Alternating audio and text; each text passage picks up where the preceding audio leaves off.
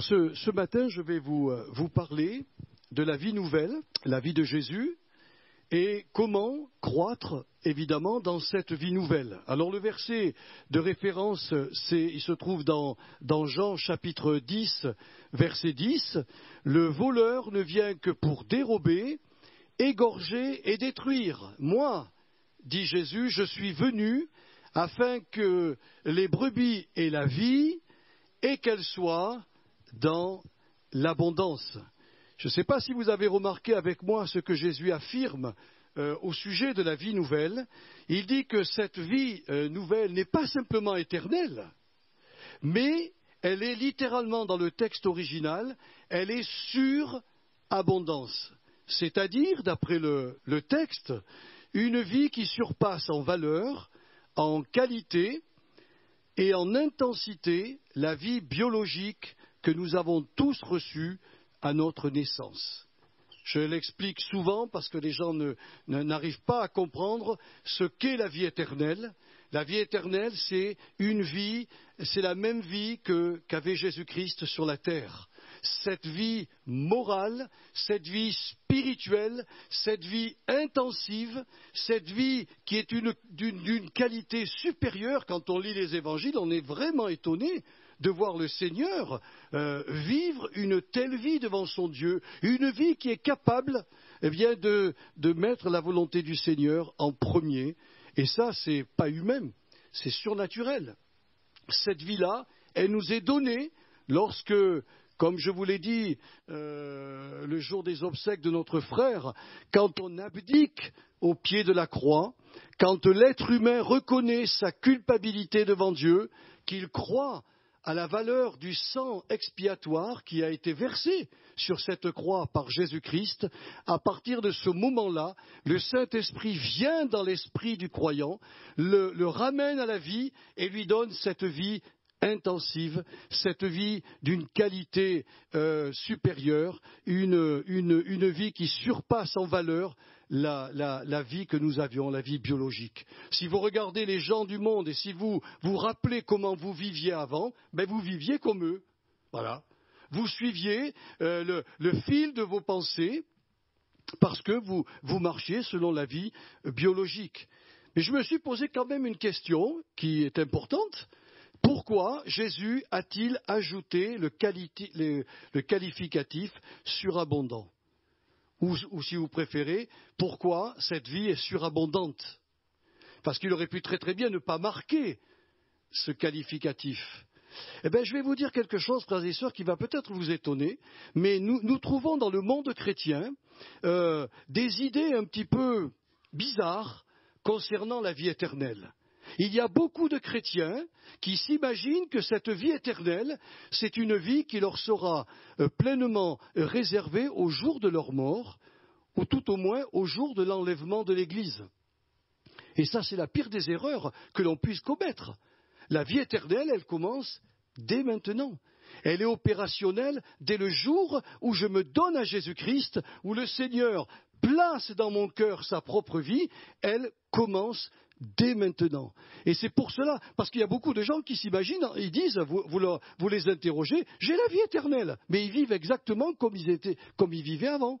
C'est la même vie, ils parlent pareil, ils raisonnent pareil, ils agissent pareil qu'avant d'avoir entendu l'Évangile. C'est une anomalie. Jésus dit, cette vie éternelle, elle n'est pas réservée que pour plus tard, elle est déjà opérationnelle en vous, par le Saint-Esprit. Et cette vie, mes frères et sœurs, surabondante, elle va nous conduire dans la connaissance, je dirais, totale du salut que Jésus est venu accomplir pour nous. Il est important que nous soyons au courant de ce que Jésus est venu faire et ce qu'il nous demande de faire en le suivant. Cette vie va nous communiquer la force de pardonner. Alors ça, c'est un énorme problème, ça, dans la vie des gens. Pardonner.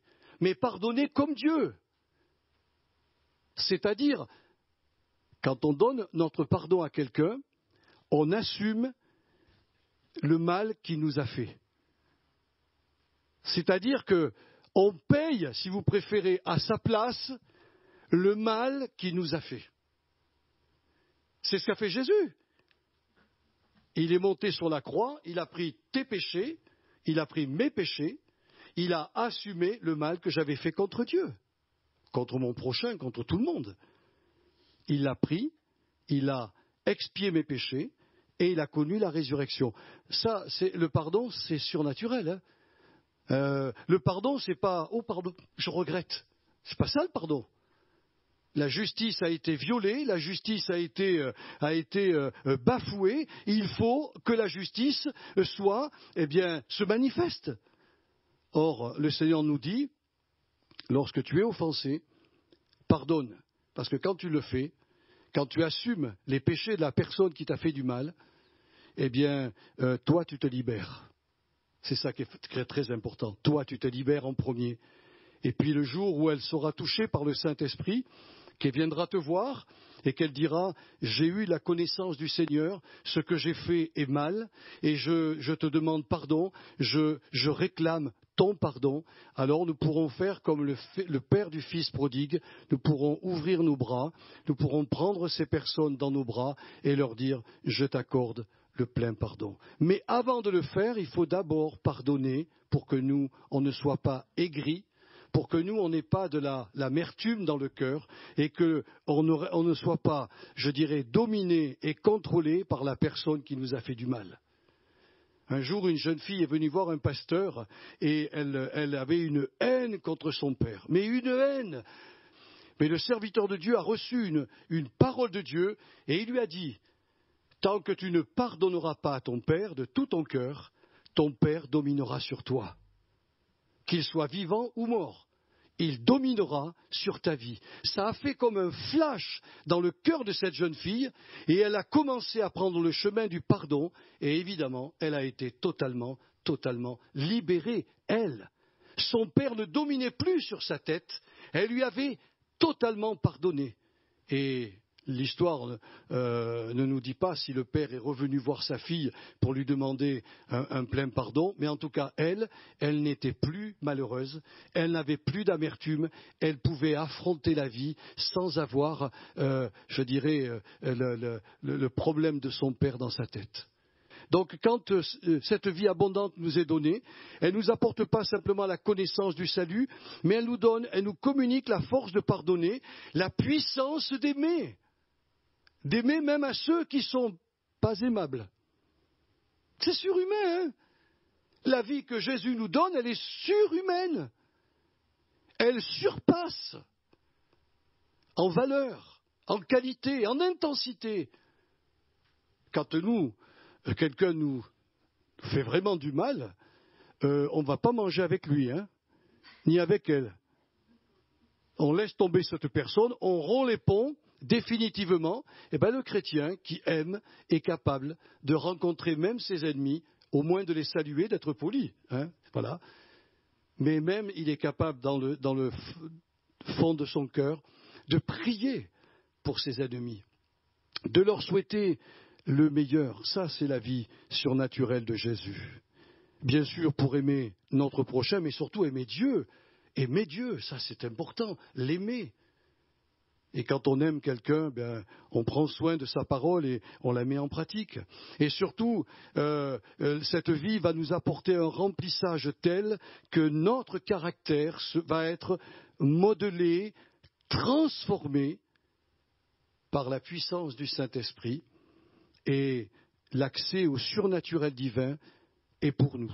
La Bible parle qu'il y a des puissances éternelles qui déjà se manifestaient dans certaines églises à l'époque du Nouveau Testament et elles continuent, ces puissances, à se manifester dans la vie des chrétiens. Si on devait demander témoignage ici à tous ceux qui ont vécu des expériences spirituelles bénies, je dirais des expériences surnaturelles, on aurait du temps, hein, et il faudrait passer des heures et des heures, tellement le ciel s'est ouvert pour nous à un moment donné de notre vie.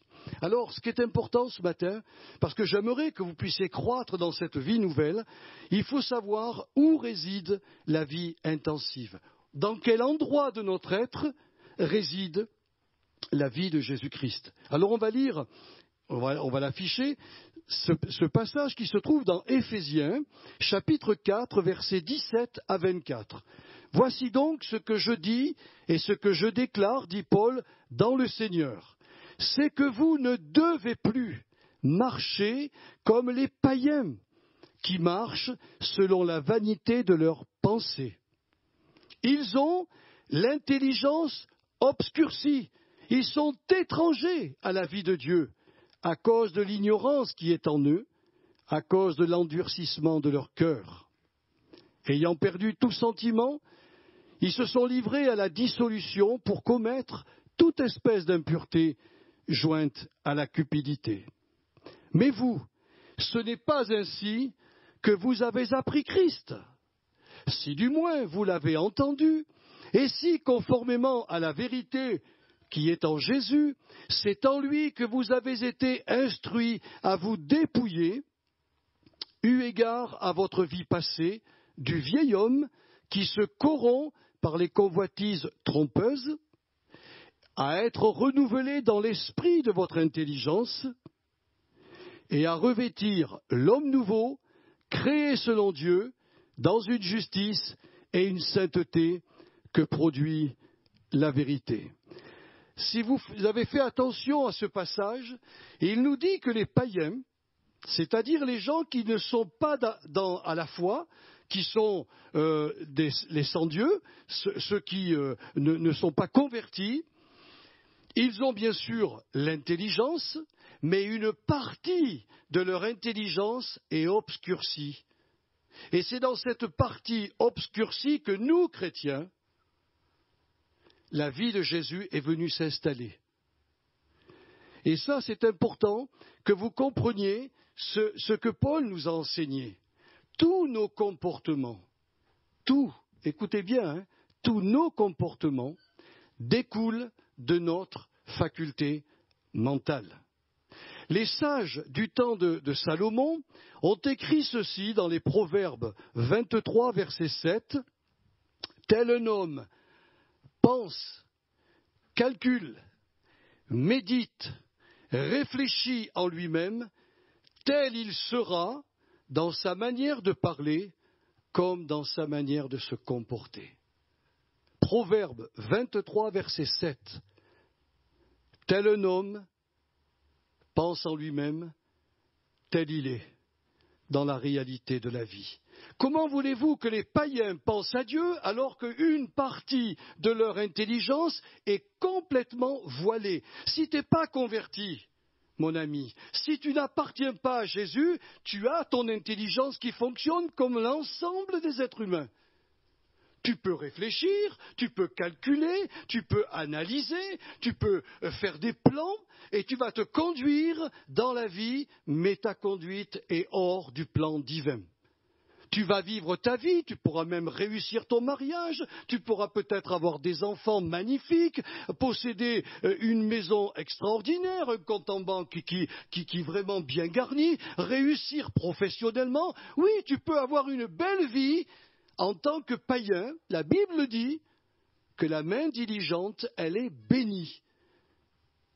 Mais ça ne veut pas dire que tu vas accéder à la vie éternelle, puisqu'une partie de ton intelligence se trouve dans les ténèbres.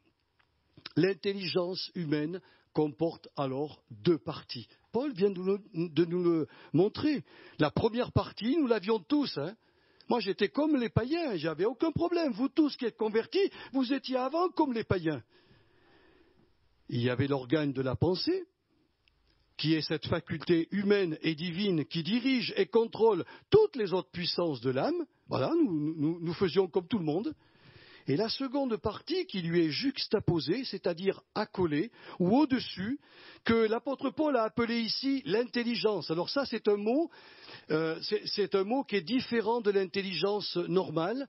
L'intelligence normale se prononce noos en grec, et là, il a employé le mot dianoia.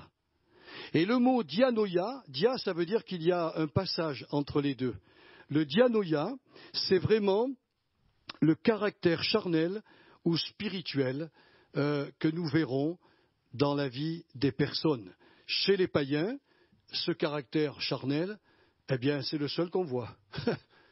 Ils ne savent pas faire autrement que de vivre pour eux-mêmes et selon les convoitises, même des convoitises de déception. Mais voilà, chez le chrétien, c'est totalement différent. Il devrait, c'est pour ça que Paul a dit, vous ne devez plus marcher comme les païens, vous devriez marcher selon le caractère spirituel, parce que la vie de Jésus est dans cette partie de votre intelligence qui a repris vie, qui est en quelque sorte ressuscitée. L'apôtre Paul dira dans Romains 8, versets 5 à 9, il y a l'aspiration de la chair, c'est-à-dire le vouloir et le faire, et l'aspiration de l'esprit, le vouloir et le faire du Saint-Esprit. Les païens, eux, n'ont que ce vouloir-là. Nous, on a les deux. C'est ça qui est terrible. Nous, on peut continuer à marcher comme avant, ou on peut continuer à marcher, on peut maintenant marcher par le Saint-Esprit, c'est-à-dire, comme il le dira dans une de ses lettres, marcher en nouveauté de vie. Les païens ont donc cet esprit-là qui est mort par rapport à Dieu, mais vivant par rapport au royaume des ténèbres. C'est paradoxal ce que je vous dis, mais c'est la réalité. Leur esprit est comme un entonnoir. Tout ce qui vient du monde des ténèbres coule à l'intérieur, et vous remarquerez que tous les païens, les gens qui n'ont pas la foi en Jésus-Christ, fonctionnent tous de la même manière. Tous. Ils réclament leur indépendance. Ils veulent réussir dans la vie, s'épanouir dans la vie. Ils veulent réussir dans tous les domaines, mais sans Dieu. Nous voulons être indépendants de Dieu.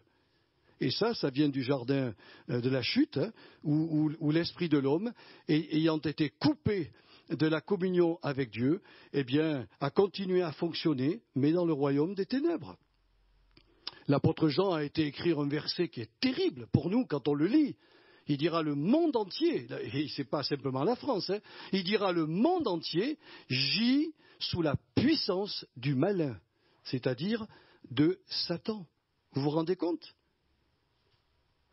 Mais cet esprit-là, qui est enténébré pour Dieu, quand nous on s'est donné au Seigneur, il a retrouvé toute sa vitalité. Et comme il est un entonnoir, il reçoit maintenant toutes les pensées, toutes les directives, toutes les bonnes choses qui viennent du royaume de Dieu. Ça descend en lui.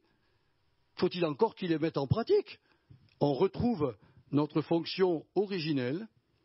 Nous sommes libérés de la puissance des ténèbres parce que Jésus a placé en nous cette nouvelle vie qui va nous donner, moi je l'appelle la vie morale selon Jésus, qui va nous donner les bonnes directives pour plaire à Dieu.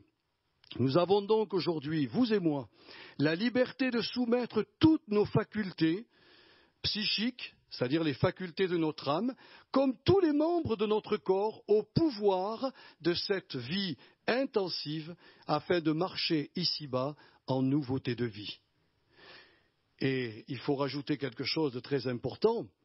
Comme nous avons affaire à un diable qui est malin, qui est toujours à l'affût pour essayer de nous séduire, de nous tromper et de nous détourner des voies de la justice et de la sainteté, le Seigneur a pris soin de nous laisser un livre qui s'appelle la Bible, qui contient à lui-même, à lui tout seul, 66 livres écrits par plus de 40 personnes, pour que nous soyons en mesure de contrôler si les pensées que nous recevons et si nos actes ou nos comportements sont bien en harmonie avec la sainte parole de notre Père.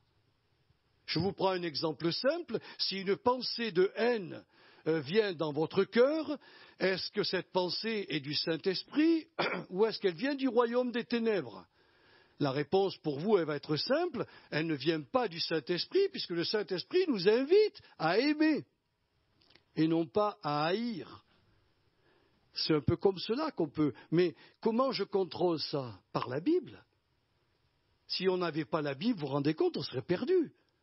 On n'aurait aucun contrôle. L'ennemi pourrait nous tromper. Aujourd'hui, j'ai entendu, il n'y a pas si longtemps que ça, quelqu'un qui dit qu'on a reçu des nouvelles révélations. Les églises locales sont plus voulues par Dieu. Il faut maintenant revenir aux églises maisons. Ils ont des trucs qui arrivent dans la tête. Ok, moi je dis ok. Où c'est écrit dans la Bible ça? Où est-il écrit dans la Bible que les églises locales doivent disparaître? Mais voyez, les gens, ils acceptent n'importe quoi. S'ils n'ont pas le contrôle de l'Écriture, alors ils vont tomber dans les pièges de l'ennemi. Il est dit que dans les derniers temps, plusieurs abandonneront la foi, c'est-à-dire les doctrines bibliques, pour s'attacher à des esprits séducteurs qui les conduiront dans des voies ténébreuses qui n'ont rien à voir avec la pensée du Seigneur. Alors il faut vraiment que l'on fasse attention, et je vous donne un conseil parce que je l'ai trouvé dans l'évangile de Jean, chapitre 14, verset 26. Personne n'a le droit de penser que le Saint-Esprit est en mesure de nous communiquer des directives qui seraient en contradiction avec les Saintes Écritures. Pourquoi ? Parce que c'est lui qui les a inspirées. Le Saint-Esprit qui a inspiré les 66 livres de la Bible ne va pas donner dans votre esprit des pensées qui sont totalement contraires à la Bible. Un jour, je vais vous faire rire, mes frères et sœurs, mais je pense qu'il y avait une sœur qui était avec moi. Nous sommes arrivés dans une réunion. On avait été invités par un chrétien pour faire une réunion dans un petit village. Et dès qu'on arrive, ce chrétien me saute au cou. Il me dit, Joël, j'ai eu cette nuit une révélation. Mais alors une révélation extraordinaire. Je suis très prudent quand on me dit ça, parce que je connais quand même suffisamment la Bible. Vous savez ce qui m'a sorti ? Écoutez bien. Judas Iscariote est sauvé. Je lui ai dit, mais t'as trouvé ça où dans la Bible ? Il me dit, c'est pas écrit dans la Bible. Mais le Seigneur m'a montré que Judas Iscariote était sauvé. Alors je lui ai ouvert l'Écriture et je lui ai montré que c'est Jésus lui-même qui va parler de Judas en disant qu'il est le fils de la perdition. Je dis, comment tu peux dire que l'inspiration que tu as reçue est une inspiration du Saint-Esprit, alors que le Saint-Esprit a lui-même gravé les paroles de Jésus dans la Bible, disant que Judas, malheureusement, est le fils de la perdition. Vous comprenez pourquoi la Bible est utile ? Parce qu'on peut faire dire à la Bible n'importe quoi. Il y a des communautés homosexuelles qui vous prouvent par l'Écriture que l'homosexualité est vraiment biblique. Qu'est-ce que vous voulez dire ? Ils prennent la Bible et ils lui font dire ce qu'elle n'a jamais dit. Il faut faire attention. Il est dit que le Saint-Esprit nous enseignera toutes choses et en même temps il vous rappellera tout ce que je vous ai dit. Donc quand on reçoit quelque chose dans notre esprit, nous devons aller à l'Écriture pour savoir si c'est bon, si c'est juste. Et là, le Saint-Esprit nous éclairera pour nous dire, oui, c'est conforme. Regarde, dans l'Ancien Testament, c'était écrit. Dans le Nouveau, j'ai pris soin de le marquer. Donc cette pensée, elle est bonne. Tu peux la mettre en pratique. Alors maintenant, je vais aller un petit peu plus loin. Et je vais vous montrer, au niveau des pensées, comment elles surgissent en nous. Et comment faire pour choisir la bonne pensée. Alors on va lire maintenant le troisième texte que je t'ai mis, c'est Éphésiens 4, verset 20 jusqu'au verset 32. Voilà ce qu'on lit. Mais vous, ce n'est pas ainsi que vous avez appris le Christ. Si du moins vous l'avez entendu, et si conformément à la vérité qui est en Jésus, c'est en lui que vous avez instruit à vous dépouiller, eu égard de votre vie passée, du vieil homme qui se corrompt par les convoitises trompeuses, à être renouvelé dans l'esprit de votre intelligence et à revêtir l'homme nouveau, créé selon Dieu dans une justice et une sainteté que produit la vérité. C'est pourquoi, voilà, maintenant il passe vraiment à la pratique. Renoncez aux mensonges et que chacun de vous parle selon la vérité à son prochain, car nous sommes membres les uns des autres. Si vous vous mettez en colère, ne péchez point, que le soleil ne se couche pas sur votre irritation ou sur votre colère, et ne donnez pas accès au diable. Que celui qui dérobait ne dérobe plus, mais plutôt qu'il travaille, en faisant de ses mains ce qui est bien, pour avoir de quoi donner à celui qui est dans le besoin. Qu'il ne sorte de votre bouche aucune parole mauvaise, Mais s'il y a lieu, quelques bonnes paroles qui servent à l'édification et communiquent une grâce à ceux qui l'entendent. N'attristez pas le Saint-Esprit de Dieu par lequel vous avez été scellés pour le jour de la rédemption. Que toute amertume, toute animosité, toute colère, toute clameur, toute calomnie et toute espèce de méchanceté disparaissent du milieu de vous. Soyez bons les uns envers les autres, compatissants, vous pardonnant réciproquement, comme Dieu vous a pardonné en Christ. Alors si vous avez fait attention à ce texte, eh bien, nous comprenons que les pensées surgissent par paires. Alors, il faut bien que vous compreniez ça, c'est la clé de la marche spirituelle. Les pensées qui viennent en nous, dans notre faculté mentale, ou qui viennent de l'entonnoir de notre esprit, arrivent dans notre âme par paires. Je m'explique. Avec une pensée d'orgueil, va surgir en même temps une pensée d'humilité. C'est clair. Si une pensée d'orgueil arrive, dans mon esprit, si je suis chrétien, vous comprenez bien, si je suis né de nouveau, si la vie de Jésus est en moi, sa vie morale arrive en même temps que la mauvaise pensée, et une pensée d'humilité surgit en moi. Avec une pensée de désunion, de brisure de la communauté, par exemple, dans laquelle nous vivons, va surgir en même temps une pensée d'unité, de maintien de la communion fraternelle. Avec une pensée de laxisme, c'est-à-dire de paresse, va surgir en nous une pensée d'assiduité et de fidélité envers le Seigneur. C'est très important ce que je vous dis. Avec une pensée de peur va surgir en même temps une pensée de courage. Avec une pensée de mensonge va surgir en même temps une pensée de vérité. Avec une pensée de haine surgira une pensée d'amour. Avec une pensée d'amertume va surgir une pensée de pardon. Avec une pensée injuste surgira aussi une pensée équitable. Avec une pensée de vol surgira une pensée d'honnêteté et de générosité. Avec une pensée de colère irritable va surgir une pensée douce et pleine de patience. Avec une pensée de médisance surgira en même temps une pensée d'éloge. Avec une pensée de calomnie surgira une pensée de bienveillance, et vous pouvez rajouter autant de pensées qu'il existe dans le monde, la parole de Dieu viendra mettre le contraire.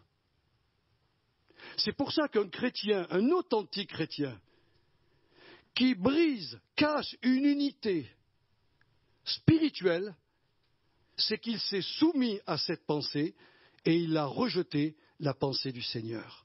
Il est coupable. La Bible dit dans Jacques, si quelqu'un sait faire ce qui est bien et ne le fait pas, il commet un péché.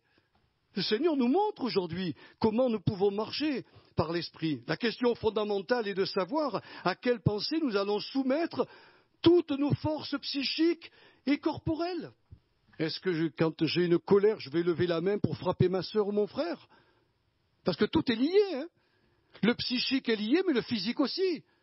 La Bible nous dit qu'on peut tuer notre prochain, non pas avec une arme, mais avec la langue. Quand j'accepte une sagesse irritable, une sagesse soi-disant de Dieu, mais qui est une sagesse de haine contre mon prochain, et que je commence à ouvrir ma bouche pour le critiquer, le juger, le condamner, je suis un meurtrier, selon la Bible.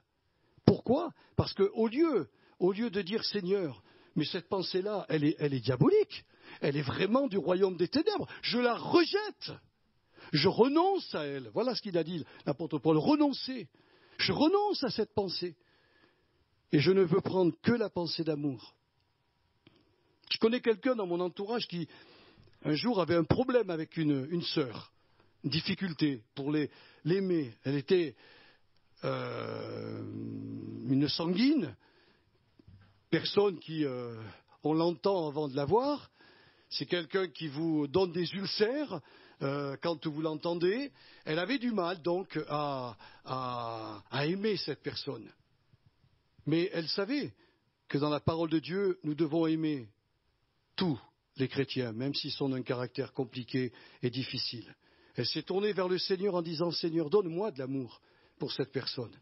Et puis quand les événements se sont représentés, eh bien, à son grand étonnement, elle a vu que dans son cœur, l'amour du Christ était là. Les pensées qu'elle recevait étaient des pensées d'amour et des pensées de bonheur pour cette personne. Elle n'a plus cédé aux pensées qui disaient « Oh, celle-ci, je préfère la laisser de côté, je ne veux pas en faire ma copine. » Non. Elle a su marcher par l'esprit et choisir la bonne pensée qui se présente à nous. Il faut avoir du courage de le faire, mes frères et sœurs. Vous avez, on est chrétiens, on peut parler entre nous. Vous avez des enfants de Dieu qui disent l'État nous vole, donc nous volons l'État. Mais c'est quoi ça? C'est une pensée qui vient d'où? Du Saint-Esprit ou du royaume des ténèbres? Du royaume des ténèbres, la Bible nous dit soit. On te demande de payer l'impôt. Bon, c'est peut-être injuste, il y a peut-être des choses à réformer, mais paye l'impôt. Un jour, Jésus s'est trouvé devant le problème. Il a dit, moi, étant fils de Dieu, je n'ai pas à payer l'impôt. C'est moi le patron, c'est moi le chef. Mais il a dit à Pierre, pour qu'on soit juste dans le monde, va pêcher. Et le premier poisson que tu pêcheras, à l'intérieur, il y a une pièce suffisante pour payer nos impôts à tout le groupe.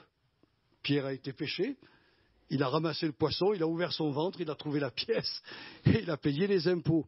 La Bible dit, rendez l'honneur à qui vous devez rendre l'honneur, l'impôt à qui vous devez rendre l'impôt. Donc un chrétien qui voudrait magouiller, qui voudrait tromper, sachez que l'entonnoir qui est ouvert reçoit des pensées de l'ennemi, mais en même temps surgit des pensées d'honnêteté et de droiture. Ça m'embête peut-être, mais j'obéis à la voix du Seigneur. Je me soumets. C'est un exemple parmi tant d'autres. Hein. Voyez-vous, mes frères et sœurs, c'est très important. Si j'obéis aux pensées du Seigneur, je vais avoir un comportement spirituel. Si j'obéis aux pensées qui viennent encore du royaume des ténèbres, je vais avoir un comportement charnel.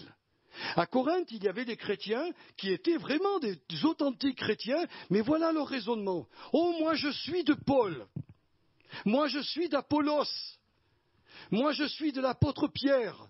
Et les plus spirituels disaient, moi, nous, ni Pierre, ni Paul, ni Jacques, personne, nous on est de Jésus. C'était les plus dangereux, ceux-là.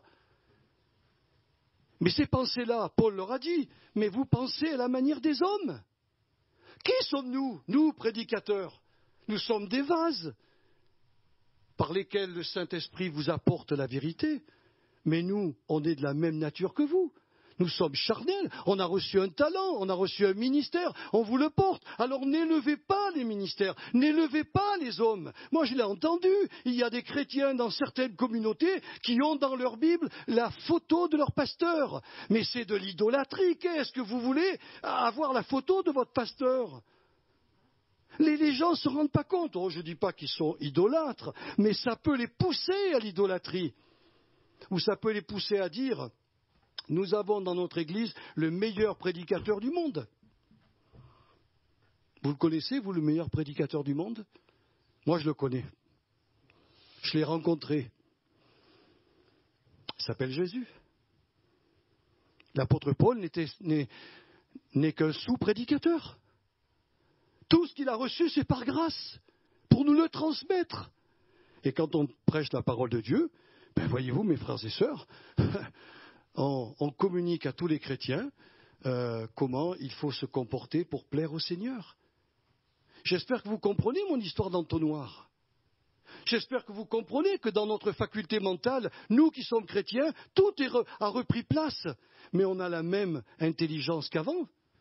Elle doit être transformée par le Saint-Esprit dans la mesure où je le veux. Moi j'ai dit un jour, Seigneur, vous savez, je suis pas un garçon qui a des diplômes, hein. Je suis sorti de l'école à 14 ans. J'ai réussi par la grâce de Dieu à avoir un CAP. Le Seigneur m'a aidé.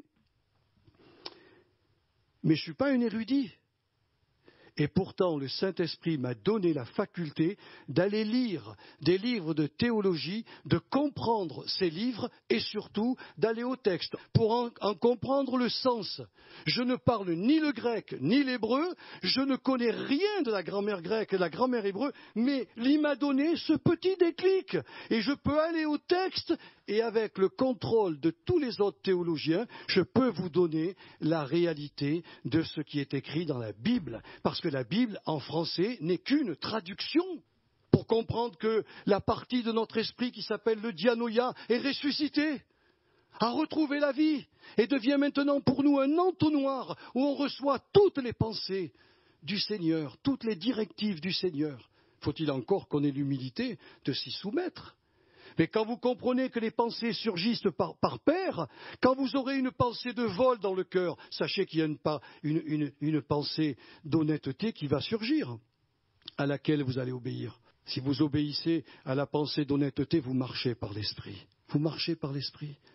Permettez-moi de rajouter quelque chose pour vous montrer. Nous vivons dans des cultes. Combien il est difficile pour nous chrétiens, parce qu'on est des latins peut-être, de s'exprimer oralement devant le Seigneur. Nous avons dans notre esprit des pensées de timidité qui arrivent. Mais avec la pensée de timidité, il y a la pensée de courage. Regardez ce qui est dit à Timothée. Timothée était tellement timide. Il avait une couardise affreuse. Paul lui dit, mais ranime le feu de Dieu que tu as reçu par l'imposition de mes mains. Car l'esprit que tu as reçu, mon petit Timothée, c'est un esprit de force, un esprit d'amour, un esprit de maîtrise de soi. Timothée, il n'osait même pas ouvrir la bouche. Et Paul lui a dit, mais tu vois, la timidité que tu reçois dans ton esprit vient à côté où surgit la parole qui te dit, tu peux ouvrir ta bouche et je la remplirai.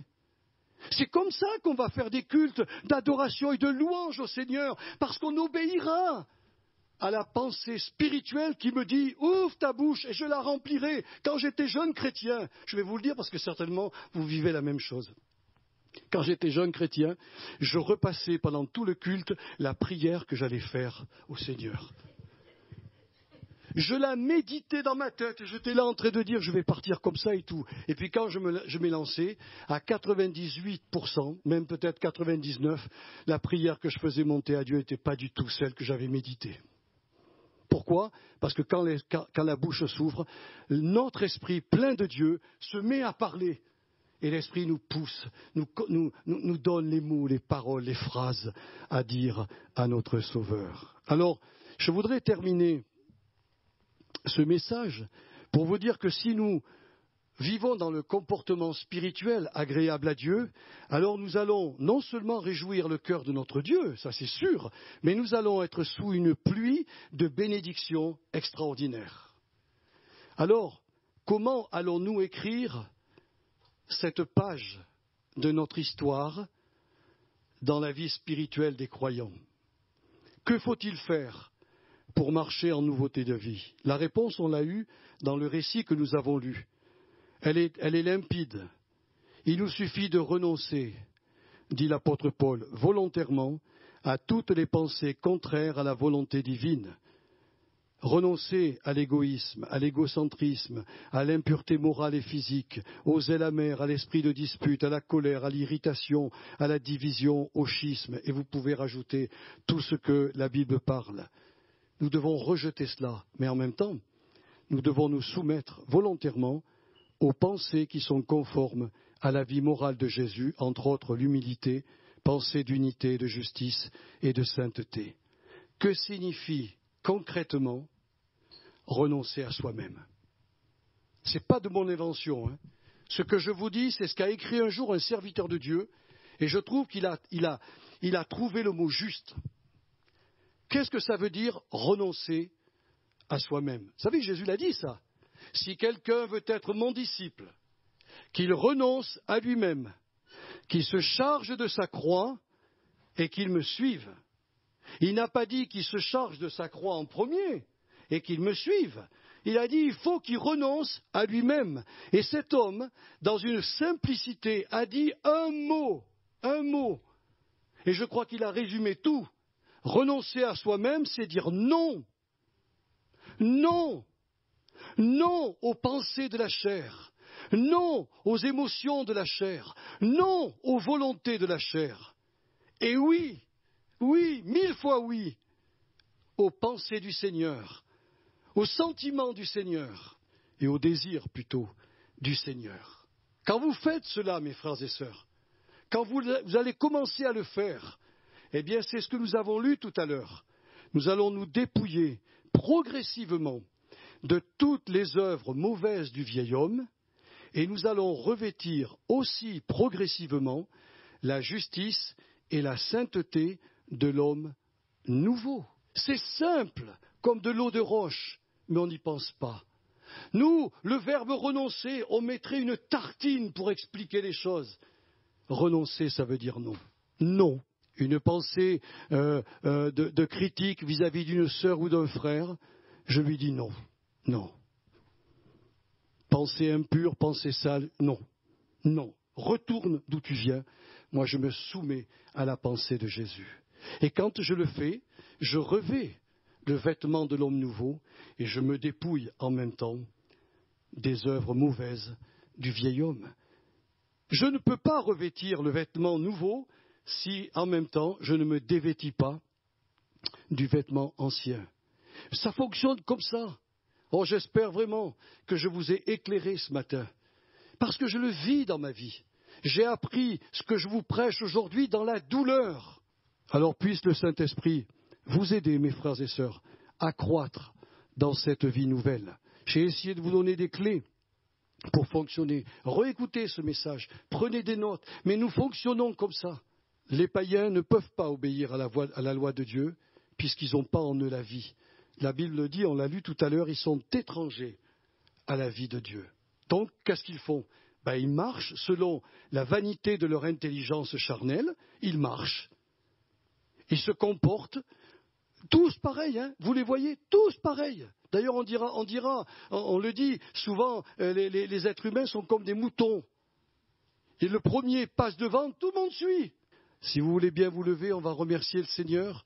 Et ensuite, on reprendra notre culte pour chanter et pour participer à la Sainte Seine.